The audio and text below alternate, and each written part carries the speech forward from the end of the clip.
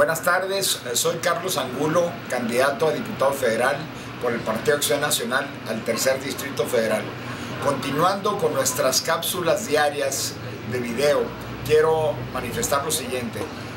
Estoy en una tienda de abarrotes en el Tercer Distrito que me causa una gran tristeza que esté de esta manera. Si quieren pasarla, pues aquí dando una vueltecita.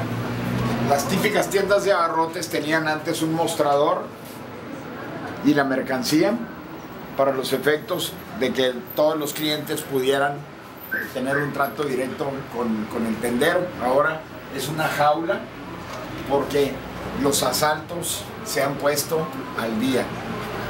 La función principal de todo Estado es, número uno, brindar seguridad y justicia a los gobernados.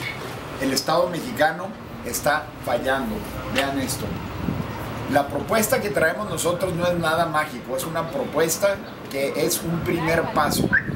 Lo que tenemos que hacer en todo el país es tener policías de calidad y aplicar grandes recursos fiscales a tener policías de calidad, que tengan sus exámenes de confianza, que sean personas capacitadas de una manera general y sobre todo que sean de proximidad, la antigua policía de barrio, para que los vecinos y las autoridades escojan a los policías en primera instancia y tengan garantizada una vida digna los policías a través de vivienda, educación para sus hijos hasta universidad.